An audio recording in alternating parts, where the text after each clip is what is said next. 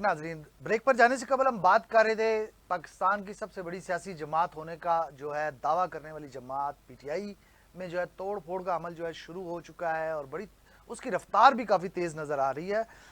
आज एक खबर जो है वो गर्दिश कर रही है कि हलीमा खान और बुशरा बीबी की बेजा मुदाखलत से जो है पीटीआई के वर्कर्स परेशान नज़र आते हैं। और आज एक और भी खबर इस हवाले से गर्दिश कर रही है कि बैरिस्टर गौहर और सलमान अकरम राजा की हलीमा खान के दरमियान उन तीनों की आपस में तल्ख कलामी हुई है। जो हलाकतों के मामले पर जो बयानात सामने आए थे बैरिस्टर गौहर के, चेयरमैन पीटीआई के, और इसके अलावा सलमान अकरम राजा के, उस पर हलीमा खान ने कहा कि आपने हलाकतों की तादाद जो है वो कम बताई है, लेकिन हमें तो ऐसा लगता है कि उनकी हलाकतों की तादाद वो बैरिस्टर गौहर ने और सलमान अकरम राजा ने अभी भी ज़्यादा बताई है। ऐसी को लागतें दी है। हमें स्टूडियो में ज्वाइन किया हमारे तजियाकार जो हैं बाकर हसनैन। वेलकम बाकर। सबसे पहले तो हम आपसे जानने की कोशिश करेंगे कि क्या मामला है ये, हलीमा खान और बुशरा बीबी के पास कोई इंतज़ामी ओहदा भी नहीं पार्टी में, उसके बावजूद उनकी मुदाखलत बढ़ती जा रही है। राजा काशिफ, बहुत शुक्रिया। राजा काशिफ, जैसे हम पहले प्रोग्रामों में भी यही बात कर रहे हैं कि बानी पीटीआई जब से जेल में है, हम इख्तिलाफात जो हैं वो पे दर पे देखने में मिल रहे हैं। जब से बानी पीटीआई की अहलिया जो हैं ये बाहर आई हैं जेल से, जब से इनको केसेस से डिस्चार्ज करके और जमानत पर बाहर आई हैं, उसके बाद से हम देख रहे हैं कि पीटीआई की जो क़यादत है वो तकसीम दर तकसीम होती जा रही है। तकसीम दर तकसीम कैसे कि हमने ये देखा था कि पहले फिर भी मुत्तहिद थे, किसी एक के साथ सुन ली जाती थी, किसी एक की मान ली जाती थी, लेकिन अब बानी पीटीआई की अहलिया और बानी पीटीआई की बहनों के दरमियान जो है वो पीटीआई क़यादत जो है वो इस वक्त आप कह सकते हैं कि तकसीम हो चुकी है। कैसे तकसीम हो चुकी है? कुछ लोग ऐसे हैं जो बानी पीटीआई की अहलिया की तरफ हैं, कुछ लोग ऐसे हैं जो बानी पीटीआई की जो बहनें हैं, हमशीरें हैं, 3 बहनें हैं उनकी, उज़्मा खान, नौरैन खान और हलीमा खान, उनकी सुनना चाह रहे हैं, क्योंकि वो कहते हैं कि जी मरूसी सियासत, हालांकि बानी पीटीआई का ये कहना है कि मरूसी सियासत पाकिस्तान में नहीं होनी चाहिए, जबकि हमारे जहन ऐसे हैं कि वो कुछ लोग मरूसी सियासत को फोकियत देते हैं बनिस्बत आने वाली नस्लों में सियासत को ट्रांसफ़र करने से। तो इस वक्त जो सूरत हाल है वो बानी पीटीआई के जेल में होने के बाद बुशरा बीबी जो उनकी अहलियाँ हैं और जो उनकी ज़्यादा हलचल हो गई है, ज़्यादा हलचल मची हुई है, क्योंकि दोनों के पास कोई सियासी ओहदा भी नहीं है, पार्टी ओहदा भी नहीं है, लेकिन ये अपनी अपनी तरफ एक अपनी एक मजे वरासत समझ के अपनी ईंट की एक अपनी ईंट लगाकर एक नई मस्जिद बनाना चाह रही हैं जो इनको पहचान दे सके। बानी पीटीआई की बहनों का या बानी पीटीआई की अहलिया का इससे पहले कहीं कोई नाम नहीं है सियासत में भी, और सियासत में इनका कोई कदोकामत नहीं है, लेकिन चूंकि वो पीटीआई से रिलेटेड हैं, बानी पीटीआई की बहनें और बानी पीटीआई की अहलियाँ हैं, तो वो उस नाम को कैश करवाना चाह रही हैं, जिसकी वजह से अब जो पाकिस्तान तहरीक इंसाफ की क़यादत है वो तकसीम दर तकसीम होती जा रही है और इनके जो इख्तिलाफात हैं वो बढ़ते जा रहे हैं। जैसे अभी आपने जिक्र किया कि बैरिस्टर गौहर ने कल गालबन अडियाला जेल में जब उनकी पेशी थी, उसके बाद उन्होंने बाहर खड़े होकर यह ऐलान किया था कि शायद 12 हलाकतें, शायद का लफ्ज़ मैं इसलिए इस्तेमाल कर रहा हूँ क्योंकि हमारे नज़दीक ये अभी भी ऑथेंटिक नहीं है, शायद 12 हलाकतें जो है उस पर उन्होंने बयान दिया था कि जो डी चौक में एहतजाज हुआ था उसमें जो उसी पे आज हलीमा खान ने एतराज़ किया, उसी पर हलीमा खान उसी दिन से एतराज़ कर रही हैं कि आपने जो 12 हलाकतें बताई हैं वो कैसे बताई हैं, जिस पर बैरिस्टर गौहर ने ये कहा था उनको कि जी मैं अब तक जो हमारे पास डाटा आया है हम उसके मुताबिक बात कर रहे हैं और हम मजीद डाटा कलेक्ट कर रहे हैं, जो मेरे हिसाब से अभी तक बिल्कुल सरासर गलत बयानी है। ये भी एक फेक न्यूज़ है, फेक न्यूज़ है, गलत बयानी है कि अवाम को आप अपने साथ जोड़ने की कोशिश कर रहे हैं, हालांकि अवाम उनसे मुतनफ़र हो चुकी है। कैसे मुतनफ़र हो चुकी है? 3 दफ़ा हम ये देख चुके हैं कि बानी पीटीआई की कॉल पर डी चौक पे एहतजाज के लिए आते हैं, लेकिन फिर क़यादत जो है वो गायब हो जाती है, मंजर आम से गायब हो जाती है, कारकुनों को छोड़कर डी चौक पे बेयारो मददगार अली अमीन गंडापुर वज़ीर आला केपी के राह फरार इख्तियार करते हैं, केपी के हाउस जाते हैं और वहाँ से राह फरार इख्तियार करते हैं। ये जो गुज़श्ता एहतजाज था 8-10 दिन पहले की बात अगर हम करें तो हमने तब भी यही देखा कि क़यादत अपने कारकुनों को बीच मंधार में छोड़कर और पतली गली लेकर G8 जाते हुए देखा। G8 से हमने फिर ये सुना कि वो पीर सुहावा वाले रास्ते से केपीके में दाखिल हो गए, भाग गए, बिल्कुल निकल गए, आपका पॉइंट ऑफ व्यू आ गया। डॉक्टर साहब, आप यहाँ पे कोई हमारे नाजरीन की मालूमात में इजाफा करें, ये जो मामला हुआ है हलीमा खान की तलकलामी हुई है बैरिस्टर गौहर से और सलमान अकरम राजा से, आप क्या समझते हैं कि ये बेजा मुदाखलत ही है सिर्फ, या इसमें कोई और भी मामला शामिल हैं? देखें काशिफ साहब, बात ये है कि पॉलिटिकल जो है चीज़ें चलती रहती हैं, और अगर तहरीक इंसाफ की बात की जाए तो शुरू दिन से जो बुशरा बीबी है उन्होंने जिस तरह खान साहब को गाइड किया, मतलब होना तो ये चाहिए था शुरू कि दिन से तो ना, मैं आपकी बात माजरत है टोक रहा हूँ, शुरू दिन से तो नहीं है ना। आप बुशरा बीबी तो अब कल आई है ना, पार्टी तो 20-22 साल पुरानी है, 25 साल पुरानी है। सर मैं शुरू दिन से इसलिए जिक्र कर रहा हूँ कि पार्टी बेशक पुरानी है, लेकिन जब से ये इक़्तिदार में आए हैं इमरान साहब, बानी पीटीआई को जब हुकूमत मिली उस वक़्त बुशरा बीबी उनकी अहलिया थी। होना तो ये चाहिए था कि एक इंसान जो कहता है कि मैं सबका एहतसाब होगा, करप्शन बेनकाब होगा, उसका एक विजन है अकाउंटेबिलिटी के हवाले से, मेरिट के हवाले से, होना तो सर ये चाहिए था कि बानी पीटीआई जो उनकी शख्सियत है, जिस तरह वो अपने अल्फाज का चुनाव करते हैं, कौल और फिल्म में तजाद है उनके, क्योंकि जब आप मुल्क को आगे लेके जाना चाहते हैं, अकाउंटेबिलिटी की बात करते हैं, शफाफियत की बात करते हैं, तो फिर आप ये कहें कि जब तक मैं यहाँ पे हूँ हर काम मेरिट पे होगा। तो बानी पीटीआई क्या कहते रहे माजरत के साथ कि जब तक मैं यहाँ पे हूँ उस्मान बज़दार वज़ीर आला होगा। इसको हम डिक्टेटरिज्म कह सकते हैं दूसरे अल्फाज में। सर उस्मान बज़दार वज़ीर आला होगा।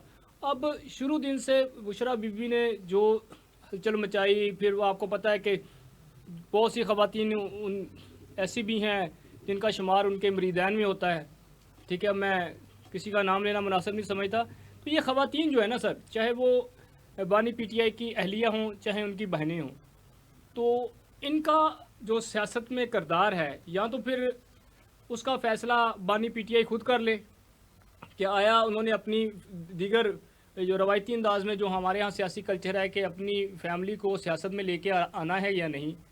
तो जब तक बानी पीटीआई अंदर हैं तो बाहर सबकी मौजें लगी हुई हैं और सारे बड़े खुश हैं, चाहे उनकी कोई फैमिली मेम्बर हो चाहे वो उनके कोई पार्टी रहनुमा हो, वो चाहते हैं कि खान जो है वो बानी पीटीआई अंदर रहे और हमारी यहाँ पे मौजें लगी रहें।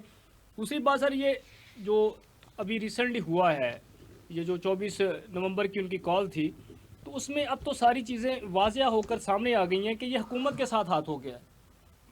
यानी कि पहली दफ़ा हुक्मरान जमात मुस्लिम लीग नून को हुकूमत, ऐसी हुकूमत मिली जिनका वज़ीर दाखिला उनका अपना नहीं है, और वज़ीर दाखिला की सीट के लिए मुस्लिम लीग नून की हमेशा लड़ाई रही है, चाहे वो चौधरी निसार हो।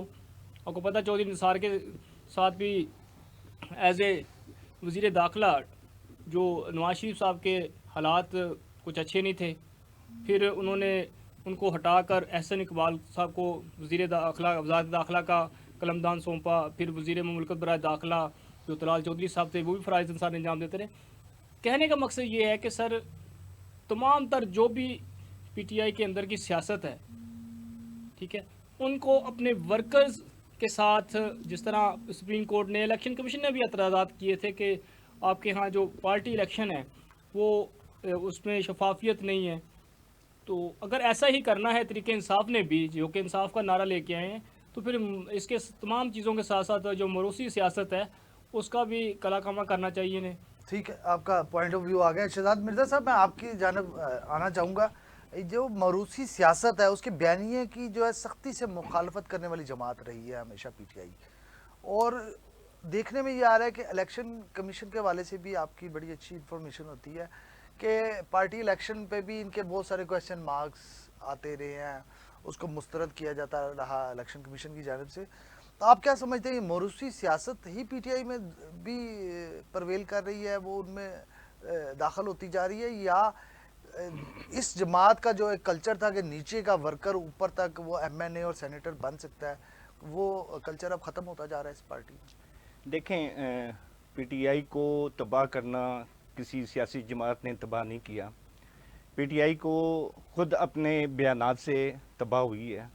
उसकी वजह यह है कि लीडर से लेके इनके आम वर्कर तक सब का सब जो है वो झूठ के ऊपर चलते रहे हैं। किसी लीडर को, किसी मेंबर का नहीं पता कि वो क्या बयान कर रहा है। लीडर अपनी बात कर रहा है, उसके एमएनएज अपनी बात कर रहे हैं, एमपीए अपनी बात कर रहे हैं, वर्कर्स अपनी बात कर रहे हैं, वर्कर अपनी बात कर रहा है। अभी आज ही की मैं आपको बात बताता हूँ कि बुशरा बीबी एक जगह गई हैं, कहने को तो उन्होंने ये कहा है कि ये जो 24 नवंबर को वाक़या हुआ था उसमें एक ताजुद्दीन नाम के बंदे की डेथ हुई थी, उसके घर गई हैं, जनाजे के ऊपर और कोई पैसे शैसे दिए हैं उन्होंने।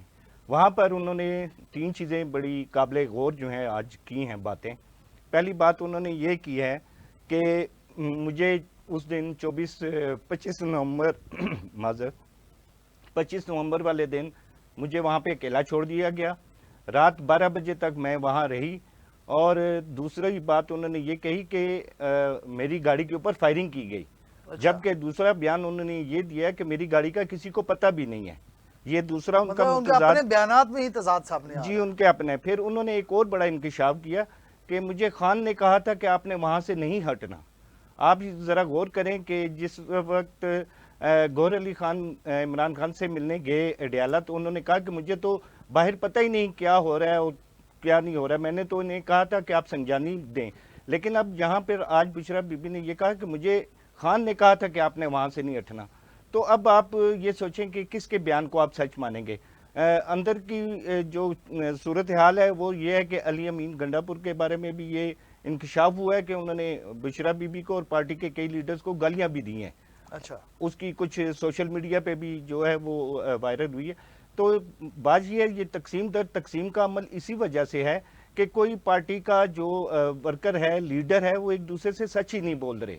وہ کچھ بیان دیتے ہیں خان کو بارے میں کچھ کہتے ہیں, وہ آگے کہتے ہیں جی ہمیں خان نے یہ کہا تھا, حالانکہ ایسے کچھ نہیں. اب اگر عمران خان نے یہ کہا تھا کہ آپ نے 24 نومبر کو 26 نمبر چنگی یا سنجانی میں دھرنا دینا ہے, تو آج پھر بشرا بی بی نے یہ کیوں کہا کہ آپ نے وہاں سے ہٹنا نہیں. وہاں سے مراد ڈی چوکی تھا. آپ نے وہ گاڑی نہیں دکھائی جس کے اوپر آپ کی گاڑی کی فائرنگ ہوئی. آپ نے یہ بہت بڑا انکشاف کیا اور یہ الزام ہے. پھر آپ یہ بھی کہتی ہیں کہ مجھے وہاں پہ اکیلا چھوڑ دیا گیا. تو کیا یہ ثابت نہیں تھا کہ علی امین گنڈا پور اور بشرا بی بی اکٹھے جو ہیں وہ اسلام آباد سے جو ہیں وہ نکلے ہیں؟ تو میں تو یہ سمجھتا ہوں کہ یہ جھوٹے بیانیے کے اوپر یہ لوگ چل رہے ہیں. اکیلا چھوڑ دیا مجھے, یہ باقر آپ سمجھتے ہیں کہ انہیں اکیلا چھوڑا گیا تھا؟ آپ ایک فوٹیج کا ذکر کر رہے تھے کہ فوٹیج وائرل ہوئی تھی, دونوں اکٹھے مل کے بھاگ رہے تھے. جی بالکل. ہم نے یہ دیکھا تھا کہ وزیر اعلیٰ کے پی کے علی امین گنڈا پور اور بانی پی ٹی آئی کی اہلیہ انہوں نے پہلے G8 تک ٹریول کیا, وہاں سے گاڑیاں چینج کی اور اسی گاڑی میں یہ پیر صحابہ سے ہوتے ہوئے KPK میں داخل ہوئے تھے.